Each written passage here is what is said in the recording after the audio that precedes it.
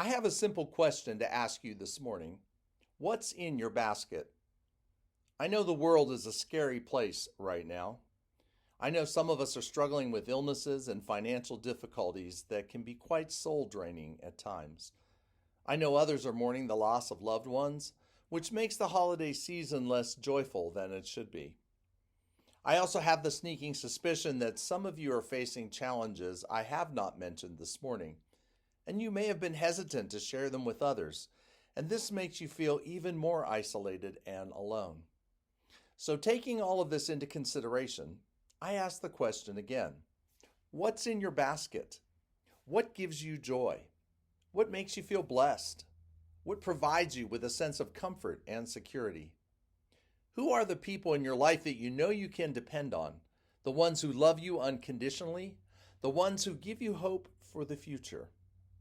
What's in your basket? Well, this coming Thursday, we celebrate Thanksgiving. And while the historical origins of this holiday are sometimes debated and criticized, the idea is still a good one.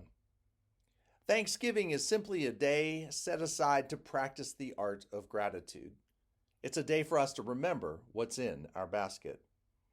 And as we gather with loved ones and probably eat way too much food, the hope is that we will also pause to cherish those very people who are gathered around our tables.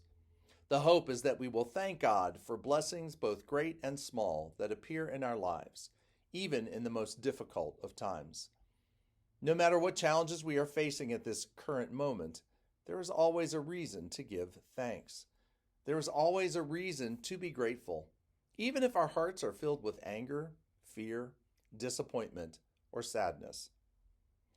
Well, I don't often preach from Deuteronomy because it's mostly a book of rules and regulations, many of which are no longer relevant to us. However, today's passage leapt off the page when I first came across it. It's the perfect text for the theme of what's in our basket. The historical context for these verses is that Israel has finally settled into the Promised Land. And if you know your Old Testament history, it was a difficult journey getting there. In fact, the text itself names some of the hardships Israel had faced in the past, including facing starvation in Israel and becoming immigrants in Egypt, where they were treated poorly and forced into slavery. And while it was not mentioned in this text, the implied hardships include struggling to survive in the desert after they were set free from slavery. And I'm also certain that when they reached the Promised Land, those first couple of years were difficult as they began planting crops as well as fruit-bearing trees. And they also had to build houses and establish commerce and trade. Any one of these things in and of itself would make us feel like we had an empty basket. Put them all together, and we have quite a tale of misery and woe. And yet, here we have a people who begin to offer the first fruits of their land, which they presented to the temple as an offering of thanksgiving.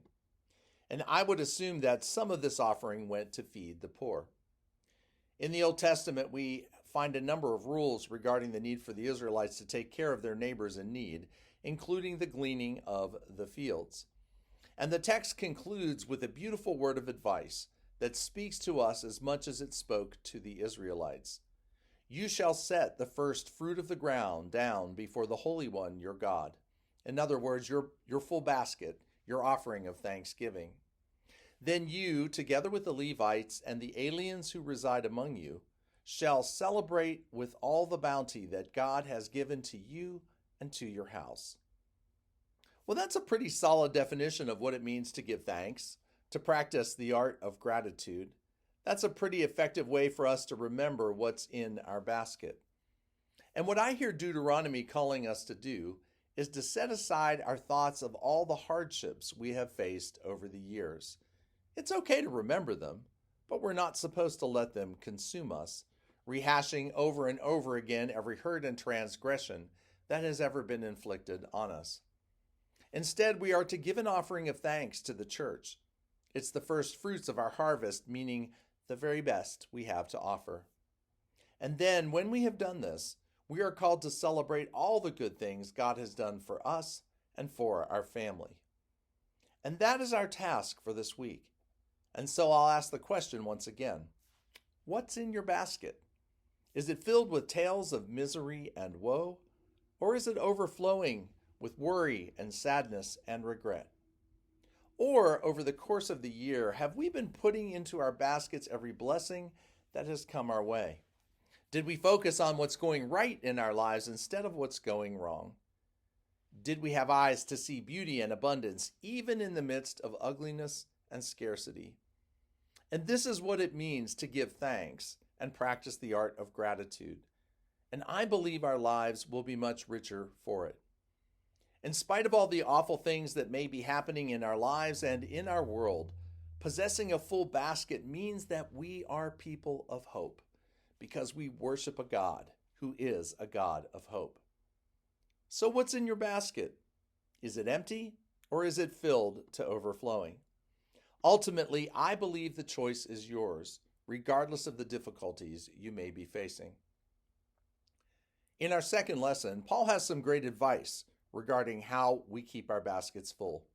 He writes, "Finally, beloved, whatever is true, whatever is honorable, whatever is just, whatever is pure, whatever is pleasing, whatever is commendable, if there is any excellence, and if there is anything worthy of praise, think about these things. As for the things that you have learned and received and heard and noticed in me, do them, and the God of peace will be with you." Well, if you know anything about Paul's situation when he wrote these words, they're pretty remarkable. Paul was in prison when he wrote this letter to the church in Philippi. He wasn't sure he was ever going to be released. This new young church he had founded had its share of problems and challenges as well. Yet the remarkable thing about Philippians is that the words joy and rejoice occur in some forms 16 times in 4 small chapters. Paul was able to see a full basket in his life and in the life of the church in Philippi, even though he had plenty of reasons to see that basket as empty and hopeless. And my hope is that we will do the same. My hope is that we will choose to focus on the things that are true, honorable, just, pure, pleasing, commendable, excellent, and worthy of praise. If we can pull this off, if we can fill our baskets with these things, Paul says that the God of peace will be with us. And this is not some kind of ignorant bliss nor rose-colored glasses we wear. Paul tells us that it's the peace of God which surpasses all understanding. And if you're not sure what kind of peace this is, the Message paraphrases it beautifully. Before you know it, a sense of God's wholeness, everything coming together for good, will come and settle you down. Well, I don't know how you're feeling today, but sign me up for that, all of that. I need to feel a sense of God's wholeness. I need to believe in everything coming together for good. I need to be settled down in times of anxiety, fear, and hopelessness, and I suspect you feel the same way. So, my dear friends, we have spiritual homework to do this week. And in the midst of our turkey coma and eating way too much pie, let's work on filling our baskets not only today, but through the coming year. Let's focus on things that are true, honorable, just, pure, pleasing, commendable, excellent, and worthy of praise. And may the God of peace be with us this Thanksgiving and always. Amen.